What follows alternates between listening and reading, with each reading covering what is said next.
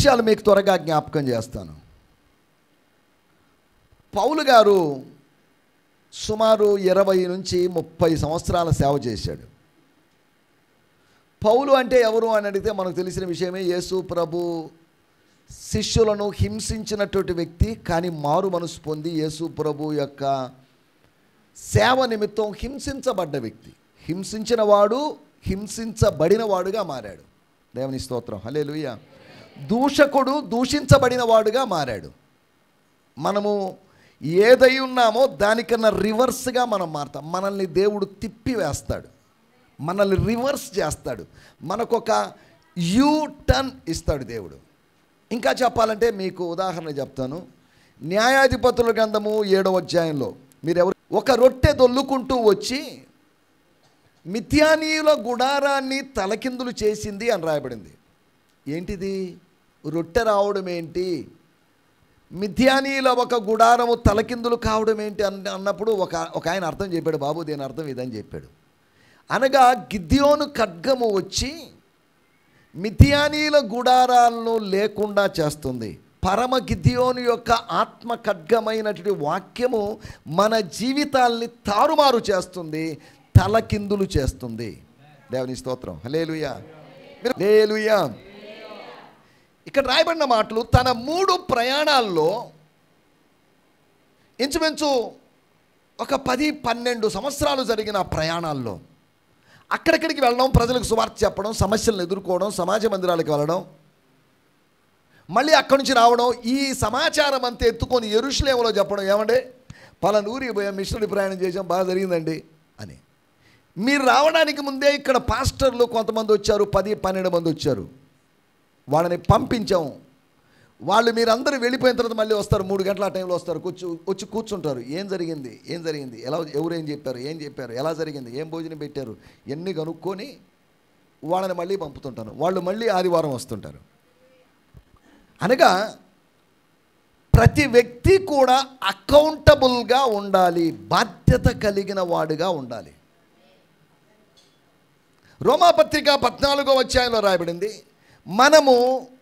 మనము చేసే ప్రతి దాని గురించి దేవునికి లెక్క అప్పగించాల్సినట్టు ఒక రోజు రాబోతుంది. ఈరోజు ఎన్నైనా 100 మాటలు మాట్లాడుకోండి, తినండి, తాగండి, సుఖించండి, ఎంజాయ్ చేయండి. కానీ వీటన్నిటిని బట్టి దేవుడు నిన్ను తీర్పులో తీసుకొని వస్తాడు. నీ ఇష్టానుసారం నువ్వు ఏదైనా చేసుకో, కాదనడం లేదు. పవిత్రుడుగానే ఉండనిమ్ము, కాదా? దేవుని స్తోత్రం. పవిత్రుడుగా ఉండాలి, పాపిగానే ఉండిపోనివ్వండి. కానీ ఇప్పుడు మిమ్మల్ని ఎవరు అడగలేరు. నువ్వు పలాని చేశావే, పలాని మాట అన్నావే, పలాని విధంగా వ్యవహరించావే, మా స్నేహాన్ని చెడగొట్టావే, పలాని పని చేశావే, పలాని చాడీలు చెప్పావే అని ఎవరు అడగకపోవచ్చు. కానీ ఒకరోజు దేవుని న్యాయపీఠం మీద వీటన్నిటికీ ఆన్సర్ ఇవ్వాలి. తల్లిదండ్రులు ఉండగానే బిడలారా వారిని ప్రేమించండి. స్తోత్రం. వాళ్ళకి మీ ప్రేమను అందించండి. వాళ్ళకి డబ్బులు ఇవ్వడం కాదు, ఒక కట్ట 1000 రూపాయలు లేకపోతే 500 రూపాయల కట్ట ఇచ్చినంత మాత్రాన దానివల్ల వాళ్ళు సంతోషపడిపోరు. వాళ్ళని కాస్త దగ్గర తీసుకోండి, ఓ ముద్దు పెట్టండి. మీ మమ్మీకి ఓ ముద్దు పెట్టండి, మీ డాడీకి ఓ ముద్దు పెట్టండి. వాళ్ళు ఎంత సంతోషపడతారండి, కాదా? దేవుని స్తోత్రం, హల్లెలూయా, హల్లెలూయా. వాళ్ళకి ఏం కావాలి? ప్రేమ కావాలి, అంతవరకే. ఆ ప్రేమ మనం అందించగలం. ప్రేమ మనలో దేవుడు ఉంచాడు, కాబట్టి మనలో ఉంచిన ప్రేమను ప్రదర్శించడానికి ప్రయత్నం చేయాలి మనం. వాళ్ళ పట్ల ఏదో కసురుకున్నట్టుగా, కోప్పడినట్టుగా అలా కాకుండా. నేను అందుకేం చెప్తుంటాను, నా 50వ సంవత్సరంలో మా నాన్నగారు చనిపోయారు. ఆయన కొన్ని వేల సార్లు కోప్పడి ఉంటాడు. కానీ ఆయన మీద 2 సార్లు నేను కోప్పడ్డాను. ఒకసారి కోపం వచ్చి ఇంకేం మాట్లాడక గమ్ముగా అయిపోయి నేను. ఒక నెల రోజులు ఆయన ఉంటే ఇక్కడికి రాకుండా తప్పించుకొని తిరగడం ఆరంభించాను నేను. ఒకరోజు నన్ను పట్టుకొని గట్టిగా ఏడ్చారు. రే, నెల రోజులైందిరా, నేనేమన్నాను రా, ఒక నెల రోజులు నాతో మాట్లాడకుండా తిరుగుతున్నావే. అప్పటికే 2-3 సార్లు చెప్పాడంటే, రే అమ్మాయి, వాడు చూడు నాతో మాట్లాడడం లేదని. చూసారా, రే మాట్లాడొచ్చు కదరా అని ఆమానింది. నేను అన్నాను, ఏం మాట్లాడతామమ్మా, ఊరినే తిడుతుంటే ఆయన 50 సంవత్సరాలు వచ్చినా కానీ ఆయన తిడుతున్నాడే. ఈ రోజులో 15 సంవత్సరాలు అయితే పిల్లల్ని తిడితే ఒప్పుకుంటారా? 50 సంవత్సరాలు వచ్చిన తిడుతున్నాడే, సరేలే ఏం చేద్దాంలే.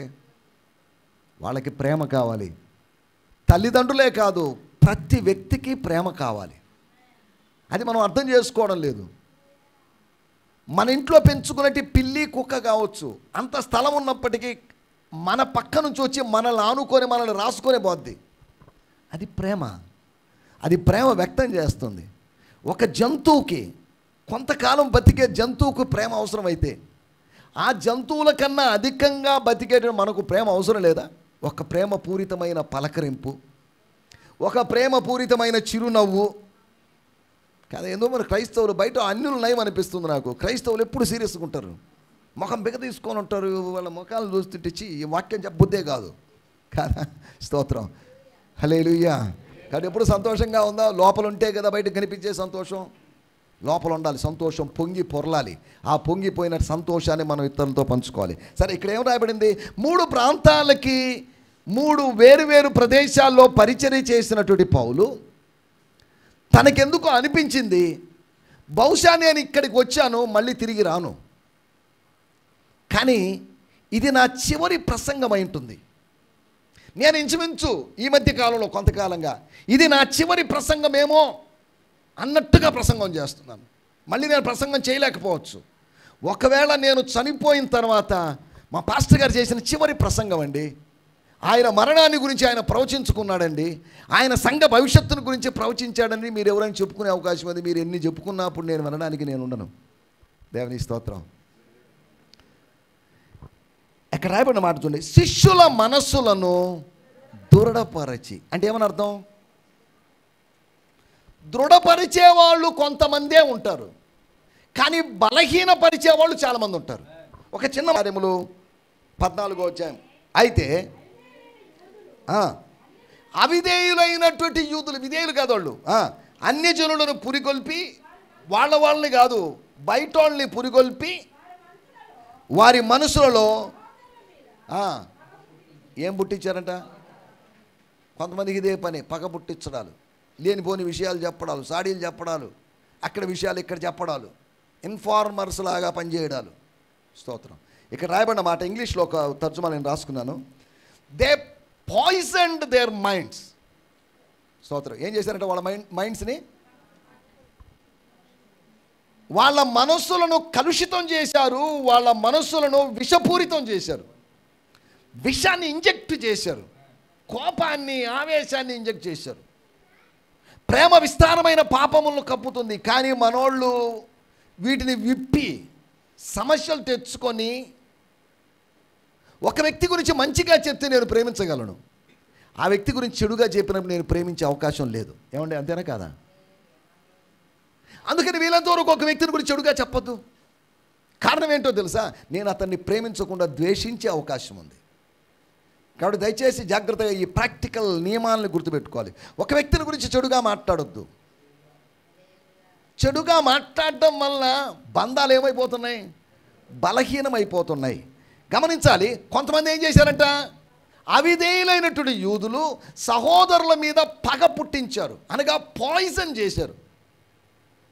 కానీ దైవజనులు ఏం చేశారు?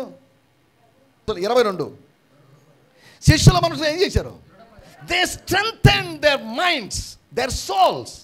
వారి ఆత్మలను వాళ్ళు బలపరిచారు. దృఢము అంటే గట్టిగా ఉండడం అని అర్థం.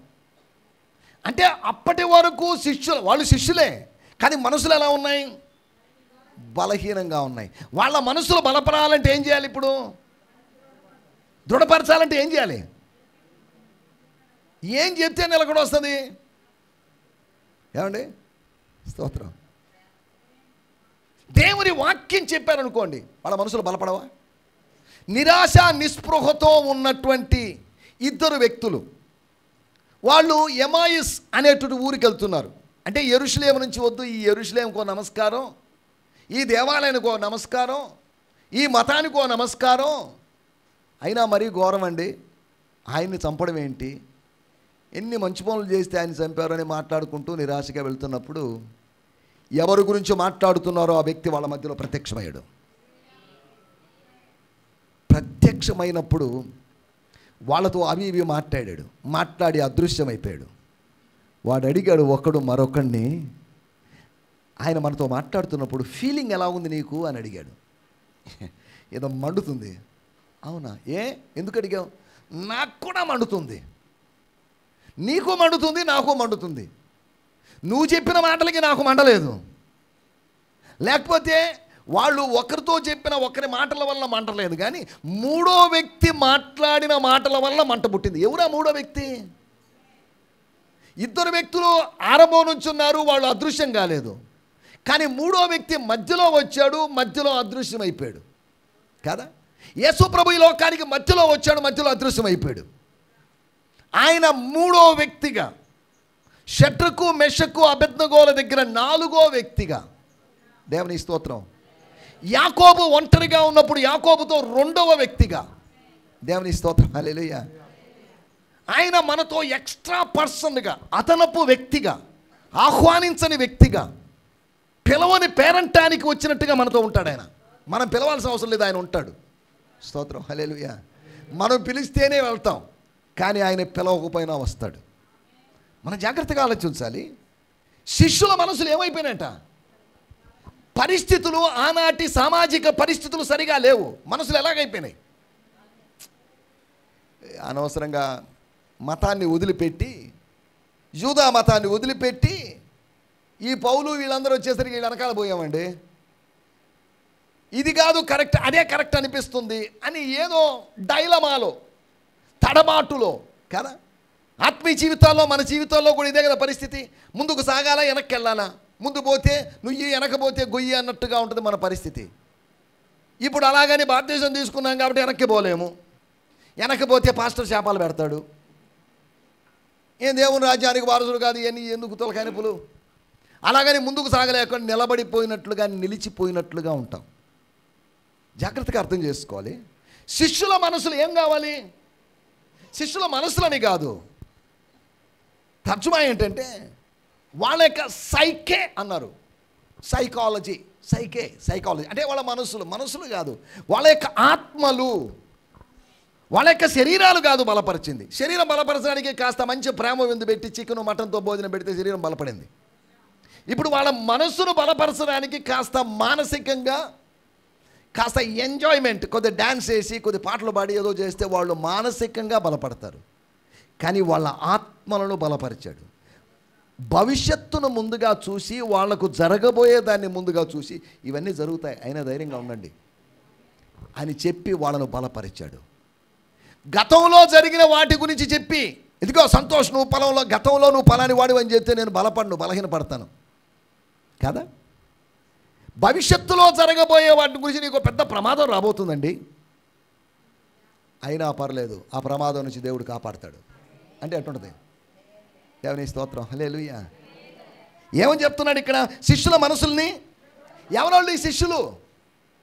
ఏ శిష్యులు? గమనించాలి, చదవండి ఆ పైన వాక్యంలో 21వ వచనం. ఏం ప్రకటించారు? సువార్త, వాక్యాన్ని ప్రకటించారు. వాక్యం ప్రకటించినప్పుడు ఏం జరిగింది? 8వ అధ్యాయంలో అద్భుతాలు, ఆశ్చర్యకార్యాలు, దెయ్యాలు పోవటం ఇవన్నీ జరిగింది. కానీ శిష్యులను తయారు చేశారు. శిష్యులు తయారవుతారు సువార్త ప్రకటించినప్పుడు, వాక్యం ప్రకటించినప్పుడు. సువార్త అంటే ఏంటి? 3వ వచనంలో రాయబడింది, దానికి ఒక పేరుంది. 3వ వచనంలో చివరి మాట, తన కృపావాక్యము. ఏంటట? సువార్త అంటే ఏంటి? కృపావాక్యము. ఆ కృపావాక్యాన్ని ప్రకటించినప్పుడు ఏం జరిగింది? శిష్యులు తయారయ్యారు. తయారైన శిష్యులు ఎదగాల వద్దా? బలంగా ఉండాలా వద్దా? పుట్టినోళ్ళు పుట్టినట్టుగా ఉంటేలాగా పుట్టినోళ్ళు ఏవాలి? పెరగాలి, విశ్వాసంలో పెరగాలి. పుట్టించింది వాక్యమే, పెంచేది వాక్యమే కదండి. మనలో ఉన్న పాత మనిషిని చంపేది కూడా దేవుని వాక్యమే. అనగా దేవుని వాక్యం పుట్టిస్తుంది, పెరిగిస్తుంది, చంపుతుంది, మనల్ని పరలోక రాజ్యంలో చేరుస్తుంది. దేవుని వాక్యం చేసే పనులు మనం జాగ్రత్తగా అర్థం చేసుకోవాలి. దేవుని స్తోత్రం. చదవండి. వారు ఆ పట్టణములో సువార్త ప్రకటించి అనేకులను, శిష్యులను తయారు చేసిన తర్వాత ఏం జరిగింది? లుస్త్రా, నంబర్ 1 లుస్త్రా, నంబర్ 2 ఈకోనియా, నంబర్ 3 యాంటియోక్. తిరిగి వచ్చి అంటే ఏమని అర్థం? ఎక్కడి శిష్యులు వీళ్ళు? స్తోత్రం. వాళ్ళు ఒకటి లుస్త్రాలోని శిష్యులు, రెండోది ఈకోనియాలోని శిష్యులు, అంతియోకియాలోని శిష్యులు. 3 ప్రదేశాల్లోని ఇవి ఎక్కడున్నాయి? ఈకోనియా అంటే ఇప్పటికీ ఉంది. కొన్యా అనే, కెన్యా కాదు, కెన్యా ఆఫ్రికాలో ఉంది. కొన్యా అనేటువంటి ఒక పట్టణము టర్కీలో ఉంది. అంటే అప్పటి దాని పేరు ఈకోనియా, ఇప్పుడు కొన్యా అయింది. ఇప్పుడు ఏమైంది? ఈ 3 పట్టణాల్లో ప్రాముఖ్యమైన పట్టణం ఏంటిది? లుస్త్రా, 2 ఈకోనియా, 3 ఈ 3 ప్రాముఖ్యమైన పట్టణం అంతియోకియా. బైబిల్లో అంతియోకియా అన్నప్పుడు 2 అంతియోకియాలు ఉన్నాయి. బేతనియా అన్నప్పుడు 2 బేతనియాలు ఉన్నాయి. ఆసియా అన్నప్పుడు 2 ఆసియాలు ఉన్నాయి. బైబిల్ చాలా జాగ్రత్తగా చదవాలి, లేకపోతే మనం పొరపాటు పడిపోతాం. ఇప్పుడు ఇవన్నీ వీటిలోకి అంతియోకియా అంటే ఆనాటి మొదటి శతాబ్దంలో ప్రపంచంలోనే, అప్పుడు ఉన్నటువంటి పరిమిత ప్రపంచంలో ఉన్నటువంటి 3వదైన అతిపెద్ద పట్టణము యాంటియోక్. చిన్న పట్టణం కాదు అది. ప్రపంచంలోనే, ప్రాచీన ప్రపంచంలో 3వ అతిపెద్ద పట్టణమైనటువంటి అంతియోకేకి వచ్చాడు. ఇంకొక అంతియోకే ఉంది. దీన్ని ఏమన్నారంటే సిరియాలోని అంతియోకే అన్నారు. ఇంకొక అంతియోకే ఉంది, దాన్ని పిసిదియాలోని అంతియోకే అనేది 13వ అధ్యాయంలో మీరు ఇంటి దగ్గర చదివితే 13, 14 మనకు కనిపిస్తుంది. దాంట్లోకి వెళ్ళలేదు, మీకు కొద్దిగా అర్థం కావాలని చెప్తున్నాను. శిష్యుల మనసులను దృఢపరిచారు. పట్టణాలు వేరైనా పరిశుద్ధుల పరిస్థితి అంతా సేమ్గా ఉంది. మీరు పల్లెటూరులో ఉన్న, పట్టణంలో ఉన్న, విజయవాడలో ఉన్న, లేదా వేదాయపాలెంలో ఉన్న, మీరు ఎక్కడున్నా కానీ ఇంచుమించు మీ పరిస్థితులను ఒకేలాగా ఉంటాయి. వీళ్ళందరి మనసులు, లుస్త్రా వాళ్ళ మనసులు ఎలా ఉన్నాయి? బలహీనంగా ఉన్నాయి. ఈకోనియా వాళ్ళ మనసులు బలహీనంగా ఉన్నాయి. అంతియోకియా వాళ్ళ మనసులు బలహీనంగా ఉన్నాయి. ఈ బలహీనతను గుర్తించాడు. సేవకులమైన మేము బలహీనతను గుర్తిస్తాం. పౌలు గారు ఒక చిన్న ప్రార్థన చేశాడు, విచిత్రమైన ప్రార్థన అది. ఏమని ప్రార్థన చేశాడంటే, మీ ముఖము చూచి మీ విశ్వాసములో లోపము తీర్చునట్లుగా. చూడండి, ఒక మాట చదవండి. 1 తెస్సలోనిక పత్రిక 3వ అధ్యాయం. పౌలు ఒక ప్రత్యేకమైన వరాన్ని పొందుకున్నాడు. ఆ వరము పేరు ఏంటంటే డిజైనింగ్. చదవండి 3వ అధ్యాయం. స్తోత్రం. 9, 10 కలిసి ఉన్నాయి. మేము మీ ముఖము చూచి మీ విశ్వాసములో ఉన్న లోపము. ముఖం చూస్తే విశ్వాసంలో లోపం తెలిసిపోద్దా? ఇప్పుడు నా ముఖంలో విశ్వాసం ఉందా లేదు, నాలో విశ్వాసం ఉందా లేదు చూసి చెప్పండి మీరు ఎవరైనా. ఏమడిగాడు పౌలు గారు? మేము మీ ముఖాన్ని, తెస్సలోనిక సంఘస్థులారా, మీ ముఖాన్ని చూచి మీ విశ్వాసములో ఉన్న లోపము తీర్చున్నట్లు అనుగ్రహించుమని రాత్రింబగళ్ళు నేను ఒక దానికోసం ప్రార్థన చేశానని చెప్పాడు పౌలు. దేనికోసం అంట? నాకు వీళ్ళందరూ దశంభాగం తెచ్చియాలని ప్రార్థన చేయలేదు ఆయన. వీళ్ళందరూ బాగా దీవించబడాలి ప్రభువా అని కాదు ఆయన ప్రార్థన చేసింది. ఆయన ఒకటే ప్రార్థన చేశాడు, వీళ్ళ ముఖాలు చూచి. అంటే వీళ్ళలో ఏ లోపమున్నా పర్లేదు కానీ విశ్వాస లోపం ఉండకూడదు. మీలో ఏ లోపం ఉన్నా, ఆర్థిక లోపం ఉంది, నో ప్రాబ్లం. అందము లోపం ఉంది, నో ప్రాబ్లం. కానీ మీ ముఖాలు చూసినప్పుడు ఏం లోపం ఉండకూడదంట? అంటే విశ్వాసము ఒక విశ్వాసికి అతి ప్రాముఖ్యమైనది. విశ్వాసమే లేకపోతే విశ్వాసి ఎట్ట అవుతాడు? కాదా? పేరు మాత్రం విశ్వాసి, కానీ విశ్వాసి ఎలా ఉంటాడు? పిశాచిలాగా ఉంటాడు. పేరేంటి? విశ్వాసి. వాడి పనులన్నీ ఎలా ఉంటాయి? పిశాచి పనులాగా ఉంటాయి. ఏమండి, అవునా కాదా? నేను అందుకని ఇలా ఉదాహరణ చెప్తుంటాను. మన విశ్వాసులు, ఆధునిక విశ్వాసులు ఎలా ఉన్నారంటే పెట్రోల్ బంక్ దగ్గర ఉన్నటువంటి ఫైర్ బకెట్ లాగా ఉన్నారు. ఆ బకెట్ల మీద ఫైర్ అని రాసి ఉంటుంది. లోపల ఏముండాలి? ఏమండి, థమ్సప్ బాటిల్ లోపల ఏముంటుంది? ఒకవేళ థమ్సప్ ఒకటి యాసిడ్ పోసి మీకు ఇచ్చాం, ఎలా ఉంటుంది పరిస్థితి? అంటే మీ నమ్మకం చూసినప్పుడు థమ్సప్, ఓహో లేబుల్ థమ్సప్. ఇంతవరకు ఎవరు అడగలేదు, ఏమండి పైన థమ్సప్ అని రాసింది, లోపల నిజంగా థమ్సప్ ఉందా అని షాపులో అడిగాను అనుకోండి, ఓ పోయా ఉదయాన్నే ఇసేసి అనరా. బయట ఏముందో, పేరేం రాసిందో లోపల కూడా. బయట క్రైస్తవుడు అని పిలువబడితే లోపల ఎవరు ఉండాలి? క్రీస్తు ఉండాలి. ఇండియాలో ఉన్నవాడిని ఇండియన్ అన్నట్టుగా, అమెరికాలో ఉన్నవాడిని అమెరికన్ అన్నట్టుగా, క్రీస్తులో ఉన్నవాడిని క్రిస్టియన్ అని పిలవాలి. క్రీస్తు లేనివాడిని ఏమనాలి? ఊరికే చర్చికి వెళ్ళేవాడు అనాలి అంతవరకే. దేవుని స్తోత్రం. అమ్మా జాగ్రత్తగా వినాలి. పౌలు ఏమని ప్రార్థన చేశాడు? మీ ముఖమును చూచి, మీ అందమైన ముఖాలు చూసి మేము అలాగే తన్మయత్వం చెంది అని కాదు. మీ ముఖమును చూచి, మీ ముఖమును చూచినప్పుడు ముఖంలో విశ్వాసం ఉండదు, హృదయములో విశ్వాసం ఉండదు. ఆ విశ్వాసము ఎక్కడో అడుగున ఉన్నట్లుగా ఉంటే, ఒక దీపంలో నూనె అడుగున ఉందనుకోండి, దీపం ఎలా వెలుగుతుంది? ఏమండి? కొడిగట్టిన దీపం అన్నారు. ఇంకా ఎలగడానికి ముందు దేదీప్యమానంగా వెలిగింది. ఓ బాగా వెలుగుతున్నాడు అనుకుంటాం, ఆరిపోవడానికి వాడు వెలుగుతున్నాడు. కొంతమంది అంతే బాగానే ఉన్నాడు అనుకుంటాం, కానీ వాడు ఆరిపోవడానికి బాగున్నాడు. దీపం లోపలేముంది? నూనె ఎక్కడో అడుగునుంది. ఒత్తిలోంచి ఒత్తి పైకి లాగి ఏదో వెలిగింది. కాసేపటికి ఏమైపోయింది అది? మన ఆత్మీయ జీవితంలో విశ్వాసపు తైలము లేనప్పుడు మన ఆత్మదీపం అలాగే వెలుగుతుంది. ఇంకాసేపటికి ఏం జరుగుతుంది? ఆరిపోద్ది. నువ్వు ఆరిపోవడానికి వెలుగుతున్నావా? లేదు, ఆరకుండా అలాగే కంటిన్యూగా వెలిగే అవకాశం ఉందా? దేవుని వాక్యంలో రాయబడింది, విశ్వాసం పుట్టడం కాదు, మీరు విశ్వాసంలో నిలకడగా ఉండాలి. అంటే విశ్వాసంలో కంటిన్యూ కావాలి. ఈరోజు విశ్వాసం, రేపు విశ్వాసం లేకపోవడం కాదు. ఈ ఆదివారం విశ్వాసము, సోమవారం నుంచి శనివారం దాకా అవిశ్వాసం. ఇదేనా? మనల్ని అప్పుడు ఏమనాలి? విశ్వాస అనాలా, అవిశ్వాస అనాలా? ఆదివారం విశ్వాసి, సోమవారం నుంచి శనివారం దాకా అవిశ్వాసి. ఇదేంటిది విచిత్రమైన జీవిగా? ఏ జంతువు అయినా ఆదివారం రోజు గొర్రెలాగా ఉండి సోమవారం నుంచి శనివారం దాకా పందిలాగా కుక్కలాగా మారే అవకాశం ఉందా? అది పుట్టిన దగ్గర నుంచి పెరుగుతూ చచ్చిపోయిన దాకా అదే జంతువుగా ఉంటుంది. అంతేనా? విశ్వాసి చివరి వరకు విశ్వాసిగానే ఉండాలి. వారు విశ్వాసము గలవారై మృతి చెందిరి అంటే వాళ్ళు చచ్చిపోయేంత లాస్ట్ మూమెంట్ వరకు వారికి ఏముందని అర్థం? అది 3 పట్టణాల్లోని ప్రజలను ఉద్దేశించి, 3 పట్టణాల్లో ఒక 10 మంది ఉన్నారనుకుందాం. 10 మంది కాదు, అక్కడ ఏమని రాయబడింది? అనేకులను శిష్యులుగా చేసి, ఇంకా మీకు సులభంగా అర్థం కావాలి. లుస్త్రాలో ఒక 200 మంది, ఈకోనియాలో ఒక 200 మంది, అంతియోకేలో ఒక 200 మంది, 600 మంది అయ్యారు కదా. వీళ్ళ మనసులను దేవుడు తన దాసుడైనటువంటి పౌలు ద్వారా స్థిరపరిచాడు, దృఢపరిచాడు, ఎస్టాబ్లిష్ చేశాడు, అంటే బలపరచాడు. దేవుని స్తోత్రం, హల్లెలూయా.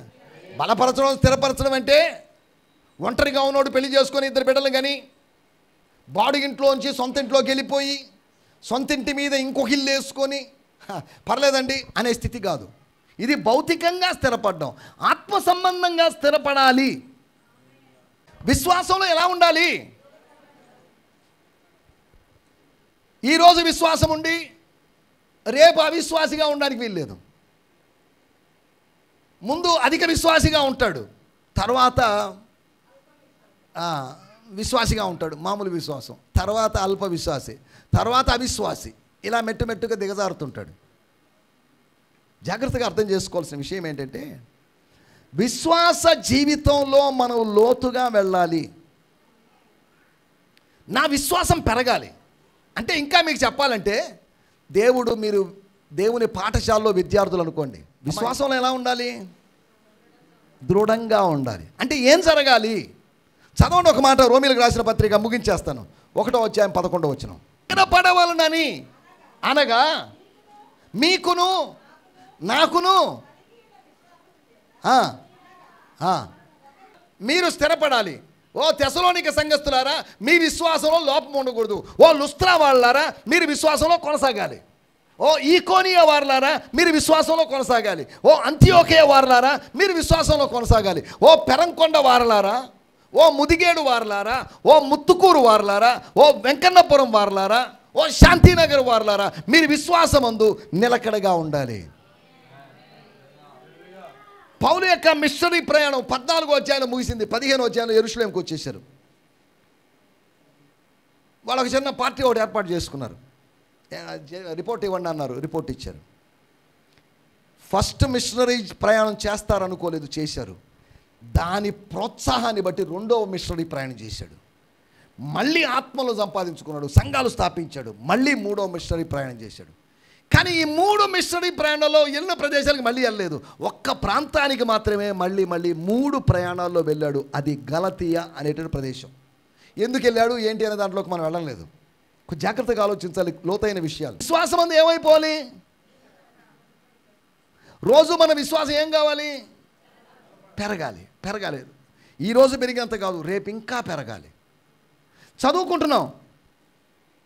ఈ ఇయర్ 7th క్లాస్లో ఉన్న పిల్లడు నెక్స్ట్ ఇయర్ 6th ఉంటాడా, 5th ఉంటాడా? అరే అదేంటది విచిత్రంగా ఉంది. ఈ ఇయర్ 8th ఉన్న కుర్రాడు నెక్స్ట్ ఇయర్ 7th ఉంటాడా, 6th ఉంటాడా? మీకు తెలుసు, అన్ని విషయాలు అర్థమవుతున్నాయి. అంటే వాడు ఏమవుతున్నాడు? ఏ తల్లిదండ్రులైనా స్కూల్కి వెళ్ళి ఏమండి మా పిల్లోడికి ప్రమోషన్ కాదు డీ ప్రమోషన్ ఇవ్వండి అని అడుగుతారా? మా అమ్మాయి 8th క్లాస్ అవుతున్న అమ్మాయి నెక్స్ట్ ఇయర్ 7th చదువుతుంది, మీకు ఏమైనా ప్రాబ్లమా కరస్పాండెంట్ గారు, ప్రిన్సిపాల్ గారు అంటే ఆయన ఏమన్నాడు, ఏందమ్మా నీకేమైనా మెంటలా అని అంటారు. అవునా కాదా? అమ్మాయి ఏమవుతుంది, అబ్బాయి ఏమవుతున్నాడు? ఒక్కో స్థాయిలో ఒక్కో మెట్టు పెరుగుతున్నాడు అతను. మనం కూడా విశ్వాస జీవితంలో పెరగాలి. మనం విశ్వాస జీవితంలో పెరగడానికి బదులుగా అవిశ్వాస జీవితంలో పెరుగుతున్నాం. దీంట్లో పెరిగితే పెరుగుతాం, లేదా దాంట్లో పెరుగుతాం. స్తుతుల్లో పెరిగితే పెరుగుతాం, లేకపోతే బూతుల్లో పెరుగుతాం. అంతేనా? స్తోత్రం, హల్లెలూయా. స్తుతించలేనివాడు ఏం చేస్తాడు? నీ కష్టాలు నష్టం మధ్య నువ్వు స్తోత్రం చెప్పాలి, కానీ ఏం చేస్తున్నాడు? బూతులు తిడుతున్నాడు. కష్టాలు నష్టాల మధ్యలో యోబు ఏం చేశాడు? స్తుతించాడా, బూతులు తిట్టాడా? వాళ్ళ భార్య ఒక విధంగా బూతులు తిట్టింది. బూతులు కాదులేండి, ఏదో అనింది. కానీ స్తుతించేవాడు సరిచేయడానికని గద్దించాడు. ఏమాయ్, తన భార్య మూర్ఖురాలు అనే సంగతి అప్పటిదాకా ఆయనకి తెలియలేదు. నా భార్య బాగా తెలివితేటలు కలిగింది అనుకుంటున్నాడు. కానీ దేవుడు అనుమతించిన శ్రమల తర్వాత ఇంత తెలివి తక్కువదా నా పిల్లమని తెలుసుకున్నాడు. కాబట్టి కుటుంబాల్లో శ్రమలు కష్టాలు రావడం మంచిదే. నీ భర్త తెలివి కలిగినోడా తెలివి తక్కువడా అనేది తెలుస్తుంది. నీ భార్య తెలివి తక్కువదా తెలివి కలిగిందా అనేది ఎప్పుడు తెలుస్తుంది? యోబు తన భార్య గురించి ఏమనుకున్నాడు? అప్పటిదాకా ఏం మాట్లాడలేదు. కానీ దేవుడిని దూషించి చచ్చిపోవాయా అని సలహా ఇచ్చేసరికి, పిచ్చి సలహా ఇచ్చేసరికి కాదు ఈ మాటలు. నువ్వు ఎవరితో మాట్లాడలేక, ఎవరిని ఎదిరించలేక, ఎవరిని బెదిరించలేక, ఎవరి మీద విరోధంగా మాట్లాడలేకుంటే నీ మౌనము పరలోకానికి చేరుతుంది. మోషే అడగలా, ప్రభువా మా అక్క ఇలా మాట్లాడింది, మా అన్న ఇలా మాట్లాడు, వాళ్ళకి న్యాయం చేయి, పగ తీర్చుకో వాళ్ళ మీద అన్నాడా? ఇవన్నీ చూస్తున్నాడు దేవుడు. చూసి ఊరుకున్నాడా? చూసి తాను దిగి వచ్చాడు. దేవుని స్తోత్రం, హల్లెలూయా. నువ్వు మౌనంగా ఉన్న చోటకి ఆయన దిగి వస్తాడు, నీ పక్షాన మాట్లాడతాడు. వాళ్ళిద్దరూ ఈయన ఒకడు, వాళ్ళిద్దరూ వాక్చాతుర్యం కలిగిన వాళ్ళు. ఆమె పాడగలిగినామా, ఆడగలిగినామా, ఈయన మాట్లాడగలిగిన వాళ్ళు. వాళ్ళిద్దరి ముందు మోషే నిలవగలడా? వాళ్ళిద్దరేమో కానీ, నువ్వు ఒక్కడివేమో కానీ, నేను నీ పక్షాన ఉన్నాను. నువ్వు ఒక్కడివైనప్పటికీ కూడా నీ పక్షాన దేవుడు ఉంటాడు. 69 మంది పక్షాన లేనివాడు ఒక్క వ్యక్తి పక్షాన ఉన్నాడు. స్తోత్రం, హల్లెలూయా. కర్మేలు పర్వతం మీద 450 మంది పక్షాన లేనివాడు ఒక్క వ్యక్తి పక్షాన ఉన్నాడు. గుర్తుపెట్టుకోండి, దేవుడు మన పక్షాన ఉండగా మనకు విరోధి. స్తోత్రం, హల్లెలూయా. నేను ఒంటరి వాడినైనా పర్లేదు, కానీ ఒకటి మాత్రం వాస్తవం, దేవుడు నాకు తోడుగా ఉన్నాడు. మీరు ఒంటరి వాళ్ళు కాదు, దేవుడు మీకు తోడుగా ఉన్నాడు. ఒక విధంగా చెప్పాలంటే మనం ఒంటరి వాళ్ళమే. ఒంటరితనాన్ని మనం సులభంగా జయించవచ్చు, భరించవచ్చు. తల్లి గర్భం నుంచి ఎలా వచ్చాం? ఒంటరిగానేదా? సమాధిలో చేరుతాం, ఎలాగెళ్తాం? నేను చచ్చిపోయేటప్పుడు నా కొడుకుని, నా కూతుర్ని, నా భార్యని అందరినీ పూడ్చిపెట్టండి అని ఎవరైనా చెప్తే, సరే ఆయన చివరి కోరిక తీరుద్దామని తీరుస్తారా? పెద్ద ఆయన చివరి కోరిక తీర్చాలి కదంటమ్మా, ఏమో అంటారా? ముసలాడికి పిచ్చి బట్టి ఆరోగ్యంగా ఇంకో 10 సంవత్సరాలు బతకాల్సిందని నన్ను గుంట్లో పెడతానంటాడా? మాకింకా భవిష్యత్తు ఉందండి, మమ్మల్ని గుంట్లో పెట్టమంటాడా ఏంటి ముసలాయన అని గొడవ దగ్గర. దేవుని స్తోత్రం, హల్లెలూయా. నేను ఇవన్నీ ఎందుకు చెప్తున్నానంటే మనం జాగ్రత్తగా ఆలోచించాలి. విషయాల్లోకి వచ్చేద్దాం. విశ్వాసములో బలహీనులుగా ఉండడానికి వీలు లేదు. మనం బలవంతులుగా ఉండాలి. ఒకరోజు దేవుడు వస్తాడు, దేవుడు వచ్చినప్పుడు మన విశ్వాసాన్ని చూస్తాడు. మనుష్య కుమారుడు వచ్చినప్పుడు భూమి మీద విశ్వాసమును కనుగొనునా? దేవుని స్తోత్రం. త్వరగా నేను ఒక 3 మాటలు మీకు జ్ఞాపకం చేస్తాను. ఇక్కడ కొన్ని విషయాలు మీకు గుర్తు చేస్తూ వచ్చాను. అసలు ఈ దేవుడు ఎందుకు విశ్వాసంలో నిలకడగా ఉండమని చెప్పాడు? పౌలు గారు చెప్పిన విచిత్రమైన విషయం చెప్తాను. నా విశ్వాసమును నేను కాపాడుకుంటుని. I kept my faith. తాను రోమా చెరసాల్లో ఉన్నప్పుడు, తాను మరణానికి కొన్ని రోజుల ముందుగా రాసిన పత్రికలో చెప్తున్నాడు, I have kept my faith. నా విశ్వాసాన్ని ఏం చేస్తున్నాడట? అందరూ కాపాడుకోలేకపోయిన విశ్వాసాన్ని, అందరూ పెంచుకోలేకపోయిన విశ్వాసాన్ని నేను పెంచుకోగలిగాను. దేవుని స్తోత్రం. ఇతరులు పెంచుకోలేని దాన్ని నువ్వు పెంచుకోవాల్సిన అవసరం ఉంది. ఇతరులు పోగొట్టుకుంటున్న దాన్ని నువ్వు పొందుకొని పెంచుకోవాల్సిన అవసరం ఉంది. హల్లెలూయా, హల్లెలూయా. మనం ఇక్కడ ఆలోచిస్తున్న విషయాల్లోకి వచ్చేద్దాం. అసలు ఎందుకు ఈ విశ్వాసం యొక్క అవసరం ఏంటి? విశ్వాసములో నిలకడగా ఉండాల్సిన అవసరం ఏంటి? విశ్వాసములో ఎలా ఉండాలంటే బైబిల్ ఒక మాట ఉంది, వేరు పారిన వారై ఉండాలంట. ఎలా ఉండాలంట అంటే ఏమని అర్థం? వేరు పారినప్పుడు భూమిలోకి పాతుకొని పోతాం, స్థిరంగా నిలబడతాం. ఎంత పెద్ద గాలివానైనా, జీవిత తుఫానులు నిన్ను ఏమీ చేయజాలవు. నాకు అన్ని టెన్షన్లు అంటే అనవు నువ్వు. ఈ టెన్షన్ల మధ్యలో మనం పెరుగుతాం, ఎదుగుతాం, బలపడతాం, రాటు తేలుతాం కాదా? దేవుని స్తోత్రం, హల్లెలూయా. ఒక గాడిద ఒక గుంటలో పడిపోయింది. అందరూ దాని మీద రాళ్ళేస్తున్నారు, మట్టేస్తున్నారు, దుమ్మేస్తున్నారు. క్రమంగా ఆ రాళ్ల మీద, మట్టి మీద నుంచి లేచి గాడిద బయటకు వచ్చేసింది. నువ్వు కూడా, నేను కూడా అంతే. వీళ్ళందరూ చేసే రాళ్ల మీద నుంచి స్టెప్పింగ్ స్టోన్స్గా చేసి వీటి నుంచి బయటకు వచ్చేస్తాం. నా గురించి ఎవడు ఏమనుకున్నా పర్లేదు. స్తోత్రం, హల్లెలూయా. నేను ఈ గుంటలోంచి బయటికి రావాల్సిందే. దేవుడు నన్ను రప్పించగలడు. స్తోత్రం, హల్లెలూయా, హల్లెలూయా. ఎందుకు విశ్వాసంలో స్ట్రాంగ్గా ఉండాలి? విశ్వాసంలో స్ట్రాంగ్గా ఉండాలి మనకేం కావాలి? వినడం చేయాలి. వాక్యాన్ని వింటూ ఉండాలి. ఒక వ్యక్తి యొక్క మంచి లక్షణాలు, ఒక వ్యక్తి యొక్క చెడు లక్షణాల గురించి విన్నప్పుడు, అతని గురించినటువంటి చెడు లక్షణాలు విన్నప్పుడు అతన్ని విసర్జిస్తాం. అతని గురించి మంచి లక్షణాలు విన్నప్పుడు అతన్ని కలుసుకోవాలని, అతన్ని చూడాలని ఇలా అనిపిస్తుంది. యేసును మనము తెలుసుకుంటూ, యేసుతో నడుస్తూ ఉన్నప్పుడు మన విశ్వాసాన్ని మనం పెంచుకుంటూ ఉంటాం. ఇది పెంచుకోవాల్సిన బాధ్యత మనది, మన చేతుల్లో ఉంది. వాక్యం మనకిచ్చాడు. ఈ వాక్యం ద్వారా మనం ఏం చేయాలి? విశ్వాసాన్ని పెంచుకోవాలి. ఇన్ని ట్యాబ్లెట్లు కొనుక్కొని ఇంట్లో పెట్టుకొని చూసుకుంటే ఆరోగ్యం రాదు. దాన్ని ఏం చేయాలి? పూటకి ఇంత ఆహార పదార్థాలు, పండ్లు, కూరగాయలు తీసుకొని ఇంట్లో పెట్టుకున్నంత మాత్రం మనకు ఆరోగ్యం రాదు. ఇన్ని పుస్తకాలు కొనుక్కొని ఇంట్లో పెట్టుకున్నాం, మనకు విజ్ఞానం వచ్చేస్తుందా? ఈ వాక్యం మనకు అందుబాటులో ఉంది. దీని ద్వారా ఇంక్రీజ్ అవర్ ఫెయిత్. లూకాసు వార్త 17వ అధ్యాయం 5వ వచనంలో చూడాల్సిన అవసరం లేదు కానీ అక్కడ రాయబడింది.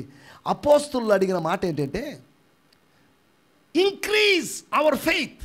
మా విశ్వాసాన్ని పెంచు, మా విశ్వాసాన్ని వృద్ధిపరచు.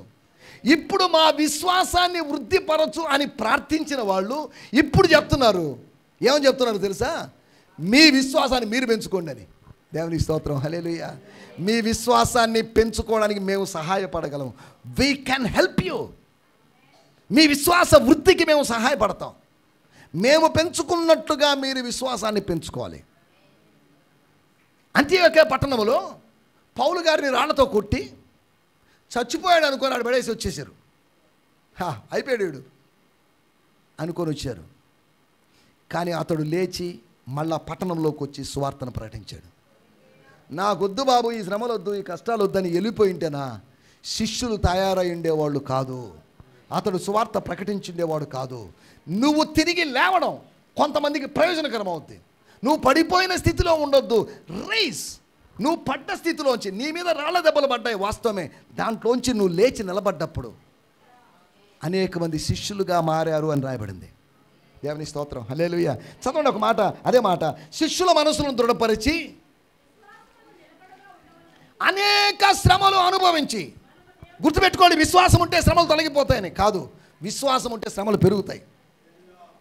చాలామంది అంటారు విశ్వాసం ఉంది కాబట్టి శ్రమలన్నీ తొలగించేసుకున్నాం. కాదు, శ్రమలను ఎదుర్కొనేటువంటి ధైర్యాన్ని నీకు విశ్వాసం ఇస్తుంది. నీ భక్తి నీకు ధైర్యం పుట్టించదా? ఏమండి, నీకు విశ్వాసం ఉన్నప్పుడు నువ్వు ఎలా ఉంటావు? ఏం జీవితం, పోనీ బాయిలో దూకి చచ్చిపోతాను, ఏం జీవితం, ఫ్యాన్ గురేసుకుంటాను అని అనుకోరు. దేవుని స్తోత్రం. ఫ్యాన్ ఉన్నా ఫ్యాన్ గురించి ఊరేసుకోవాలని ఆలోచన మనకు రాదు. ఎండ్రిన్ బాటిల్ పక్కన ఉన్నా కానీ తాగేద్దాం అనుకునే ఆలోచన రాదు మనకు. నేను బతకాలి ప్రభు కోసం. నిరాశ నిస్పృహల మధ్యలో జీవిస్తున్నారేమో చాలామంది. పైకి ఊరినే నవ్వుతుంటారు, ఒట్టిదే. నీ నవ్వు వెనకాల ఏదో తెలియని బాధ గాథ ఉంది లేదండి. మీరందరూ పైకి నవ్వుతున్నారంటే మీరందరూ సంతోష జీవులు, ఆనంద జీవులు అని కాదు. ఆనందంలో, సంతోషించడంలో భారతదేశము చాలా అట్టడుగు స్థానంలో ఉందట. మన ఇండియా వాళ్ళు ఎప్పుడు సీరియస్గా ఉంటారు, మనం ఎప్పుడు సీరియస్గా ఉంటాం, మన క్రైస్తవులు ఎప్పుడు సీరియస్గా ఉంటారు. ఎందుకు చెప్తున్నానంటే శ్రమలను ఎదుర్కోవడానికి ధైర్యాన్ని ఇచ్చేది. మోషే చేసిన ప్రార్థన చూడండి, నీవు మమ్మను శ్రమపరిచిన దినముల కొలది మమ్మను సంతోషపరచు. మనమైతే ఏం అడుగుతామో తెలుసా? మాకు కష్టాలు ఎప్పుడు తీరుతాయో, మాకు ఈ కష్టకాలం ఎప్పుడు తీరిపోద్దాం అడుగుతాం. కానీ పౌలు చెప్పిన మాట, క్షమించండి, మోషే చేసిన ప్రార్థన, మమ్మను శ్రమపరిచిన దినముల కొలది మమ్మను సంతోషపరచు.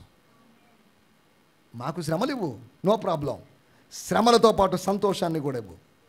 దేవుని స్తోత్రం, హల్లెలూయా. అందుకని మన జీవితంలో శ్రమల్ని, సంతోషాన్ని దేవుడు అనుమతిస్తాడు. హల్లెలూయా. ఒకటి, శ్రమలను ఎదుర్కోవడానికి, శ్రమలకు ఎదురీత చేయడానికి మనకు విశ్వాసం కావాలి. విశ్వాసం అంటే ఎవరి మీద? నా మీద నాకు విశ్వాసం కాదు, ఏదో ఒక పార్టీ మీద విశ్వాసం కాదు, ఏదో ఒక దేశం మీద విశ్వాసం కాదు, ఏదో ఒక నాయకుడి మీద విశ్వాసం కాదు. విశ్వాసమునకు కర్తయు దాన్ని కొనసాగించువాడైన యేసు వైపు చూడాలి. పాస్టర్ వైపు చూస్తే ఏం లాభం లేదు, నిరాశ చెందుతారు.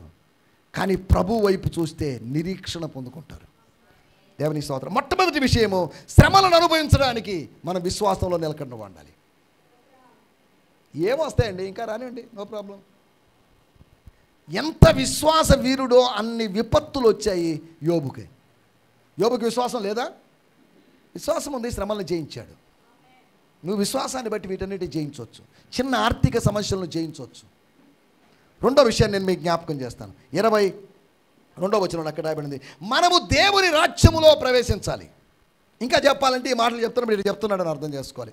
ఏమండి, లుస్త్రా వాళ్ళారా, ఈకోనియా వాళ్ళారా, అంతియోకియా వాళ్ళారా, నేను మళ్ళీ మిమ్మల్ని కలుసుకుంటాను నాకు గ్యారంటీ లేదు. ఒకవేళ మనం మళ్ళీ కలుసుకునే పని అయితే దేవుని రాజ్యంలో కలుసుకుందాం. స్తోత్రం. ఈరోజు కలుసుకున్నాం, మళ్ళీ కలుసుకుంటామో లేదో తెలియదు కాదా? అనారోగ్యంగా హాస్పిటల్లో ఉన్నప్పుడు మా నాన్నగారిని కలుసుకున్నాను, నేను వెళ్తున్నానని చెప్పాను. సరే వెళ్ళా, నువ్వు వెళ్ళా అన్నాడు. తిరిగి వచ్చేసరికి ఆయన్ని ఫ్రీజర్ బాక్స్లో చూశాను నేను కాదా? మన చివరి కలయిక కావచ్చు, ఇది నా చివరి ప్రసంగం కావచ్చు, మన చివరి ఆరాధన కావచ్చు కాదా? దేవుని స్తోత్రం. జాగ్రత్తగా ఆలోచించాలి. మనము దేవుని రాజ్యం, మనం ఎక్కడికో వెళ్ళము, మనము దేవుని రాజ్యంలో ప్రవేశిస్తాం. ఈ 3 పట్టణాల్లో సంఘాలు ఉన్నట్టుగానే ఎటువంటి ఆధారాలు లేవు, కానీ సువార్త ప్రకటించబడి శిష్యులు ఉన్నారు, సంఘాలు స్థాపించబడ్డో లేదు, మరి ఆ సంఘాలకు పౌలు పత్రికలు రాసినట్టుగానే ఏమీ లేదు. కానీ విషయం మాత్రం అర్థం చేసుకోవాలి, వాళ్ళను దృఢపరిచాడు. వాళ్ళు దృఢపడ్డారు అనేది ఎలా తెలిసింది? ఏమంటే వాళ్ళని దృఢపరిచాడు, ఆయనకు అనిపించింది ఆ పౌలుకి దృఢపరిచినట్టు ఊహించేసుకున్నాడా? కాదు, వాళ్ళే సాక్ష్యం చెప్పినట్టు మేము ఈరోజు బలపడ్డామండి, పుష్టిగాయం, ఈరోజు మంచి భోజనం, ఆత్మీయ భోజనం పెట్టారండి పౌలు గారు.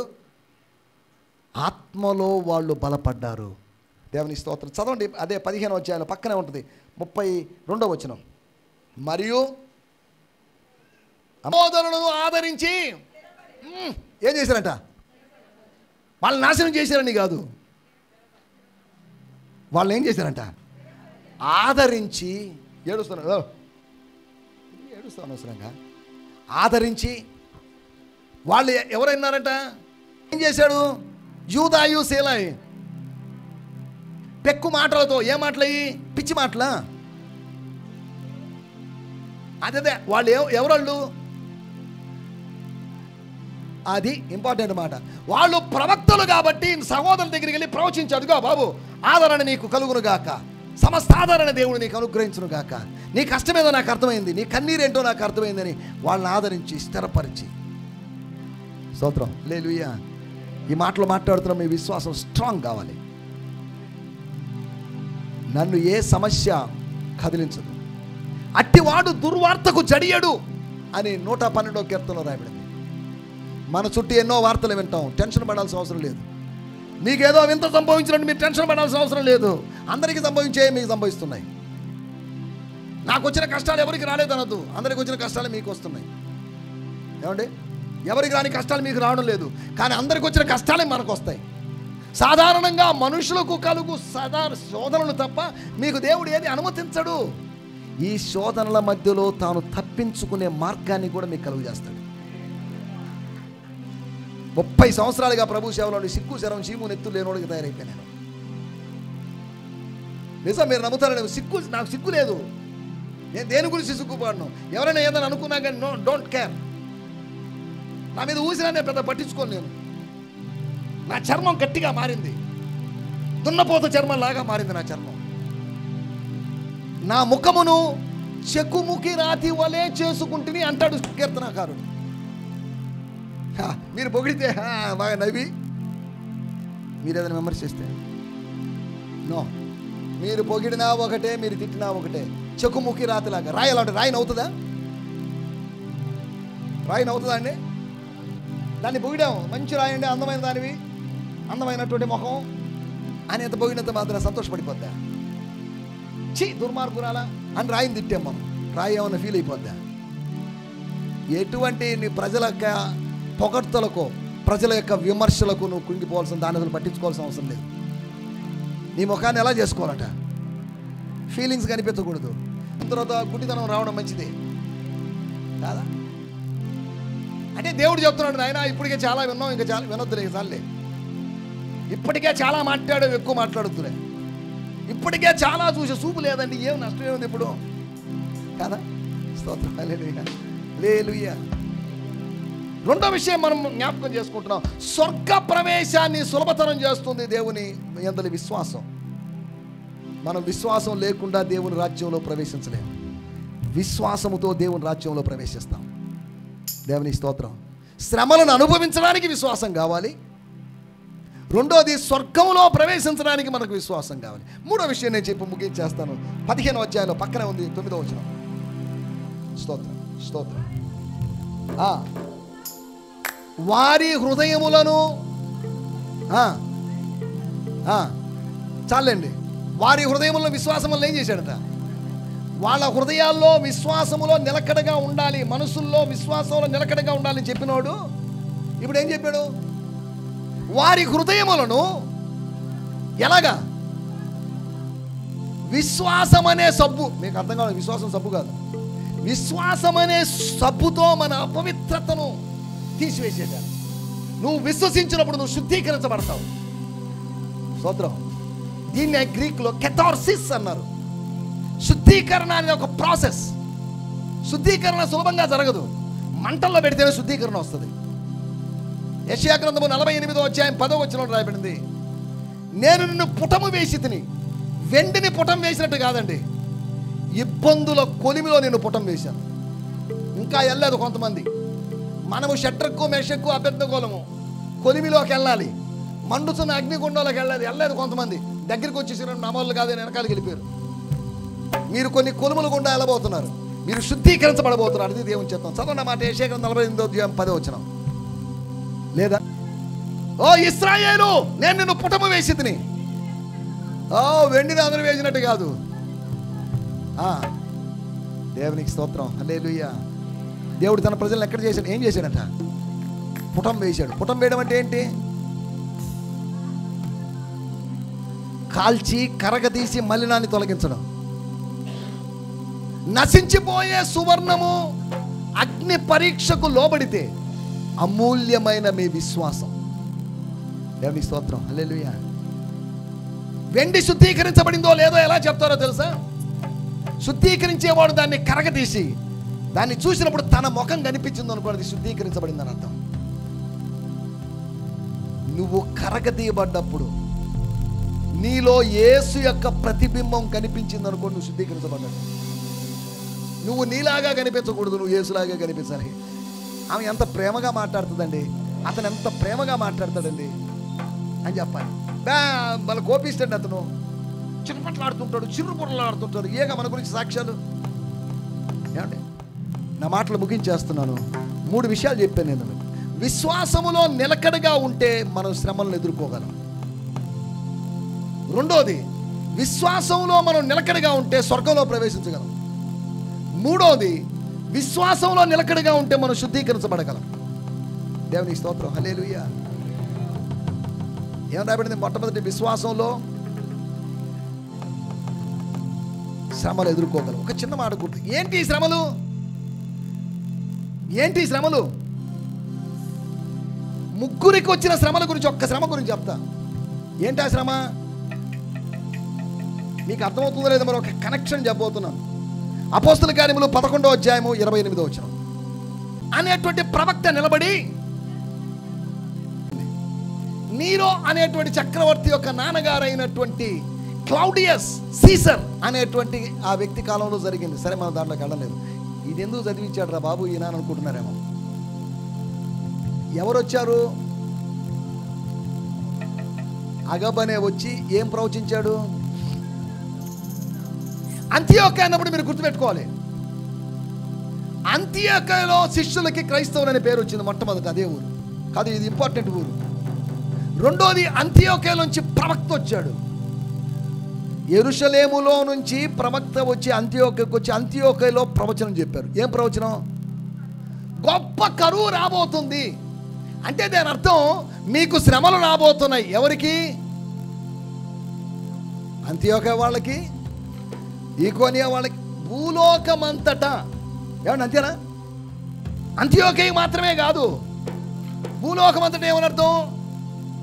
లుస్త్రాలోను, ఈకోనియాలోను, అంతియోక్యలోను లేకపోతే పెద్ద ఈ భూదిగంతముల వరకు ఒక కరువు రాబోతుంది, శ్రమ రాబోతుంది, ఆహారం దొరకని రోజు ఇది శ్రమ కాదా?